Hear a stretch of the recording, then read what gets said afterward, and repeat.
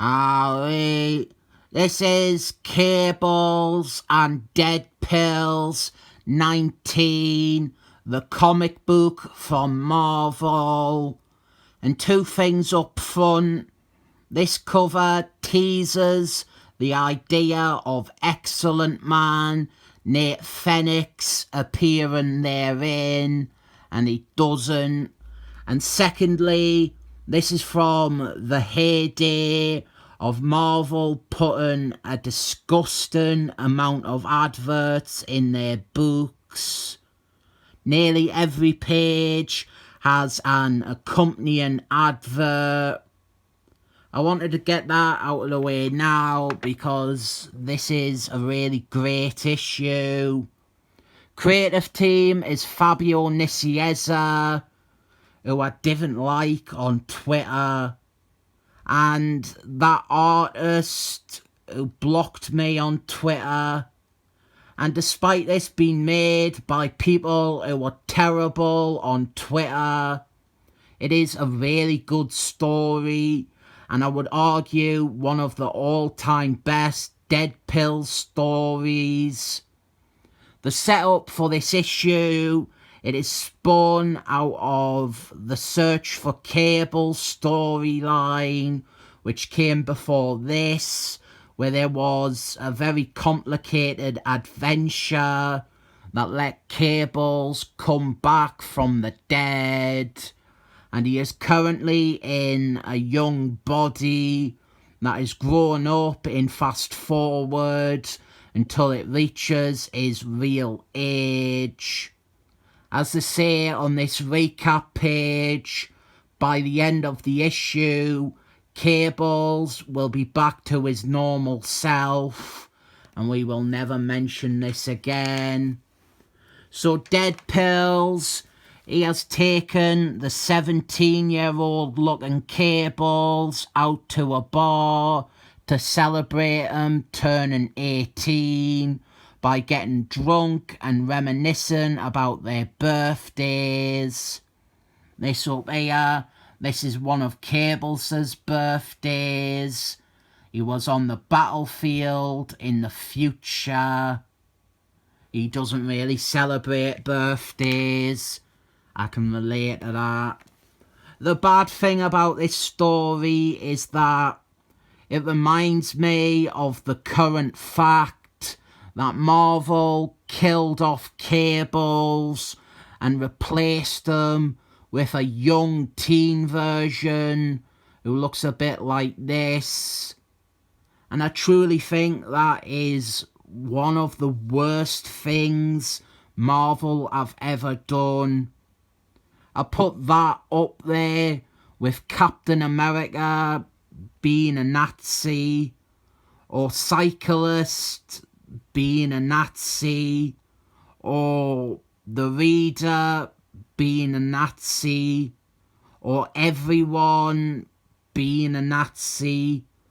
Cables being killed off and replaced with, let's be honest, a different character entirely. That is as bad as being a Nazi.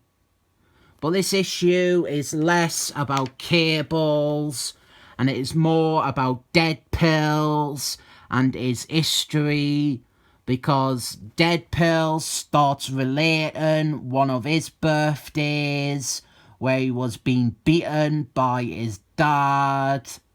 His dad was a drunk and a jerk who eventually got himself shot and died. And Dead Pills, he didn't really feel sorry for his dad's death. And we start to dive into his relationship with his father, and how when his mum died, his dad turned to booze and became a bad dad. And Dead Pills, Ryan Reynolds, he started acting up and getting into trouble. We kind of parallel their experiences, but there isn't that much to parallel outside of maybe violence.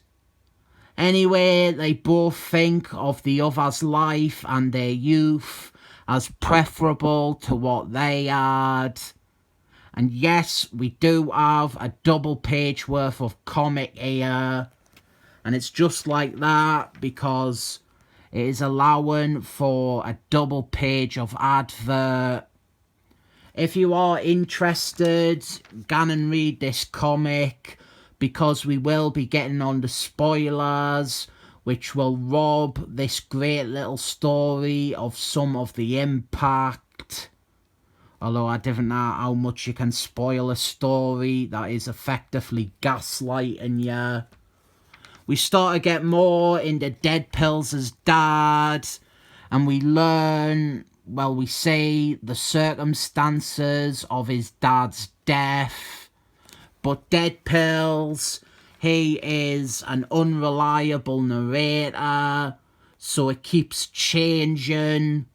And it's maybe not worth getting into all the little variations we see in this story. Like the clothes that his dad wears, they change over the course of the issue. Or there is something else that I'll point out. But what we eventually get told is that Deadpool, he wound up either getting his father killed or being directly responsible for his death. And Deadpool is maybe not even accepting the truth of what happened. There is loads of ways to interpret this. And one that I would like to point out is that maybe this guy here, not the one who we have been following in this story, maybe this guy, he is actually Deadpool. He is wearing red, being the int. And earlier on, when Deadpool was talking about being beaten by his dad, we saw a child with black hair. Anyway, this guy is the one who killed his father. It is a story that is totally left to your interpretation. Deadpool has tried to alleviate his own guilt for his father's death by creating all these lies about him being abusive or a drunk or whatever. And there is no concrete answer in this issue at all. Maybe the whole story here is a lie. There are other comics where Deadpool says that he never really knew his dad. But yeah, I think this guy shooting him is otherwise a cop-out, unless you look at it as this being Deadpool, or they both are Deadpool, or whatever. Really, it's up to you how you want to look at this story.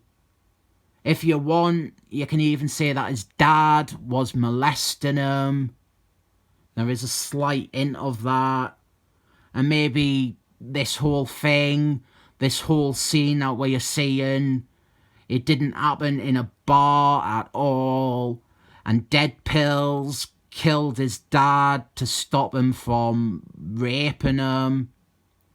It's a bit trite and melodramatic. And pointing to one panel where his dad bends him over. And I don't know, I'm probably looking too much into this. This is a shaggy dog story, really. We end with Cables. He asks Deadpool to tell him the truth this time. It's a good issue for potential insight into Deadpool as a character, or even just showing how he has lied to himself.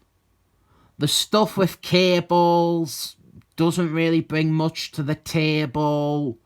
This really is Deadpool's issue. I give it 7 thumbs up.